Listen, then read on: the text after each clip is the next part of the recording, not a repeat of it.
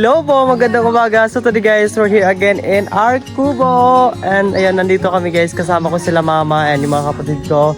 And of course, may bisita tayo dito ngayon. Andito si Donna, nagluto ho siya ng donut. Andito siya, kasama din yung papa niya at saka isang pagtita. And nandito kami ngayon guys, kasi nga, like nakikita niyo naman, si mother is naglinis. And ako maglalagay ako ng tawag doon yung parang kurtina sa loob dito sa kwarto. Maglalagay ako ng kurtina sa loob. Tapos, ayun lang, yun lang yung gagawin namin. Tapos maglilinis. So, at saka baka mamayang gabi dito na rin ako matulog. Pero di ko pa sure ha, baka lang. Kasi nga, may kulang pa kasi. May solar na ako doon, dalawa. Pero hindi ko pa nakabit. Bali, may inintay pa kasi akong solar. Hope dumating ngayon. Kung dadating siya, makabit ko na siya. Baka dito ako matulog mamaya. So, ayan guys, let's go! And si mother is naglilinis. Good morning, ma! Hi, Kat! And ayan guys, andito si Donna. Nagluluto na sila. Hi, Donna! And nandito rin si Tito at saka yung tita ko, kapatid ni Papas. Si Tita Gingging. Wow! Ang sarap! Donna, ang sarap nito. Yes, kain tayo mamaya dito. Yes. Sila Donna din talaga gumawa nito at saka si Tito. Pinagtulungan nila. Kasi nga nagtrabaho daw siya almost 2 years sa bakery. Kaya alam niya talaga. Alam niya paano gumawa. Ganun. Wow! Tingnan niya ako. Yan. Ayan po. Sobrang perfect na ating donut. So yan guys, sinikman ko na without asukal and kahit yung normal lang siya. Masarap tsaka sobrang lambot. Ano ninalo niyo dito ito? Ano ninalo niyo dito, Day? Bali, 3 itlog and 2 evaporated milk. And also we put a lot of yes. And of course, we have baking. You know, baking to make it soft. Like that. Ayun guys, sobrang lambot. And si Papa na yung nag-bake guys. Ang sarap. Optional na yun. Optional na nasa yun na yun. Kung gusto mo lang yan. Ang sarap niya po. Sobra. Hindi ko lang nakita kung paano na ginawa. Pero masarap. Ayan, Shane, thank you so much talaga sa pag-invite sa amin dito. And bali, unexpected talaga yung pagplano namin na magluto kami nito. Kasi pinag-isipan ko nga na kasi last time nung nagpa-blessing kayo dito, wala kami dito. Yes. Tahan kami. Yep. Kaya ayan, binawi ko na ngayon. And andito tayo, nagluto tayo ng maraming donut. And also, andito din yung family ni Shane. And side sa papa ni Shane, andito din si Auntie Gingging. And And si Father. Ano natin, Tagalog. Yes. Taga-bake. Always welcome ka dito sa ating kubo. Kasi nga, kubo mo na rin. Kasi para na tayo magkapatid. So kung anong meron ako, meron ka dapat din. Shane, na talaga ako na-miss talaga ako. Yeah. Nakita ko yung design ng upuan yung sandigan. Ang ganda. Oh my gosh, ang ganda. Ganda. Diba? And gusto ko dong magpagawa ng ganyan. Yes. And bali si Papa pala yung gumawa. And I'm so proud of you. Siya yung nag-decoration, then request ko lang, then sila yung gumawa. Father, hard working. Yes, of course. So soon, kung gusto mo bumalik dito at gumawa ng kahit welcome ka dito. And plano Don't worry. pa namin na mag-sleep over kami. Yeah, sure. Sa susunod, para may kasama rin ako dito. Kasi nga, ikaw lang din mag-isa. Yes. So much better talaga may kasama ka dito. Of course, ayan. So yun guys, nagdala ako ng mga unan. Nagdala ako ng 3 unan. Isang maliit, tapos 2 malaki. Pero mga galing to kay Ate Rose. Si Ate Rose nagbigay sa akin ko kasi ang dami niyang extra unan. Then hiningi ko na lang sa kanya para hindi na ako bibili. So yung mga kortina na andito, dinala ko na. So ikakabit ko lang dyan. And maybe siguro dito or dito banda. Basta malagay ko na lang natin. Ay, wala.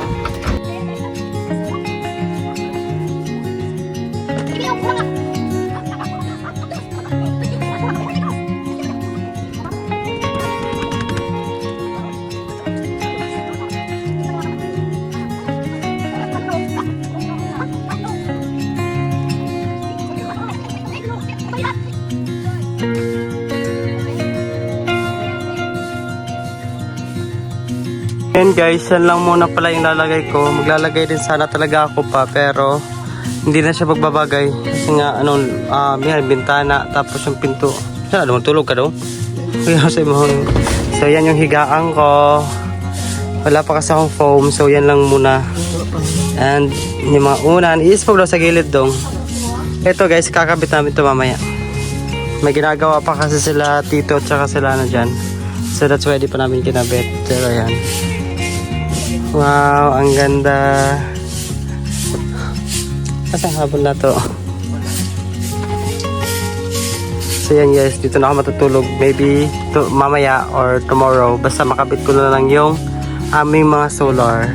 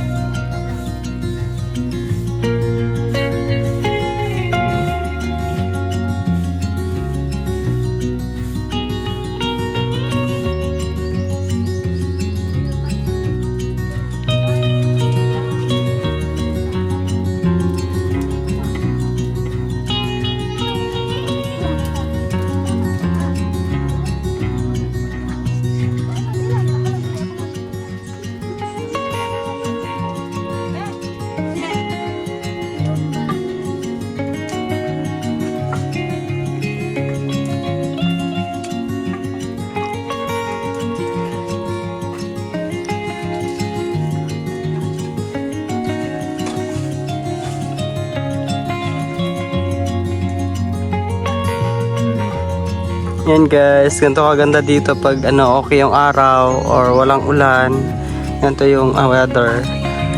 Ayan, and then guys, medyo malinis-linis na rin yung aking kubo dahil si mother is, ayan, always maglinis.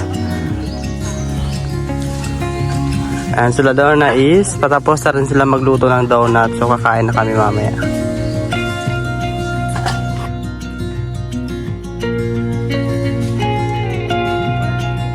Yan, tapos na sila daw na magluto. May juice din kami and donut. So mag-coating ka na, girl.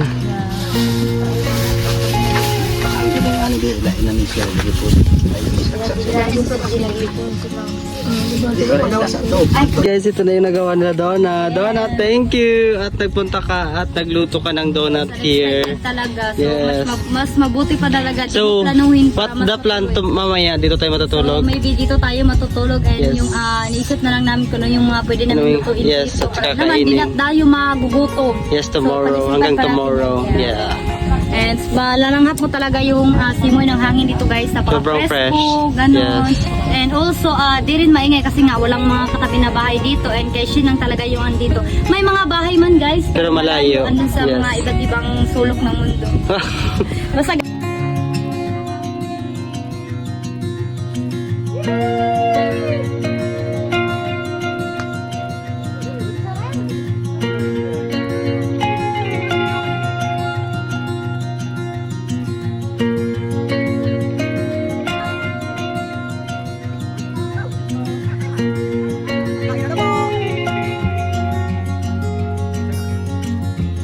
Do. Ayun guys, I try this one.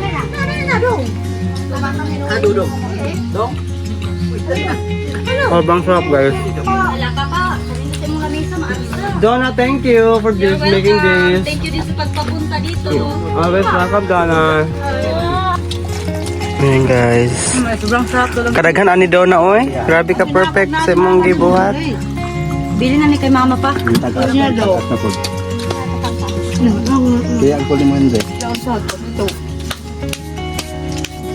Yeah, sobrang sarap ng ginawa ni Donna. Good to be.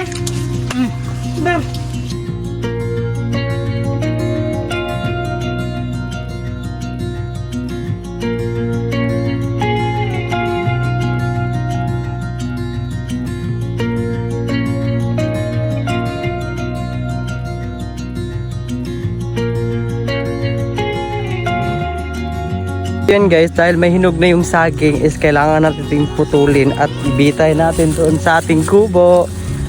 Tanim to nila tito, so binenta na sa akin ni tito, so ako na yung magtataga nito, ako na magputol. Papakita ko sa inyo guys. Now may hinog na siya doon sa taas, so tundad na saging to.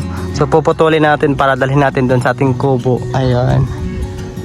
Andyan sila doon at saka yung papa niya at saka si mother andyan din. So ito wala pa tong bunga or wala pa siyang talaga kasi bago pa. And this one, kailangan natin putulin.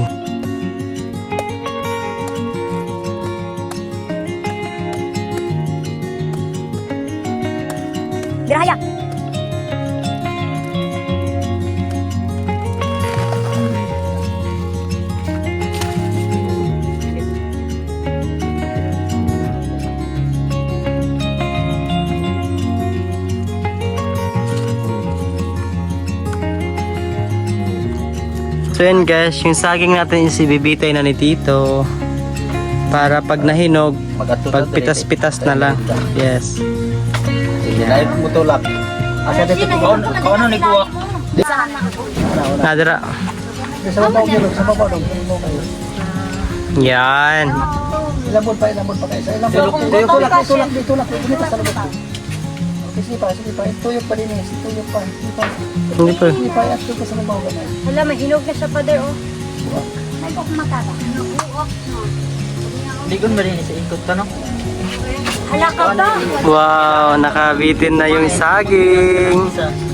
Ito mong kumain. Bitas ka lang. Kas ka lang. Isang piraso.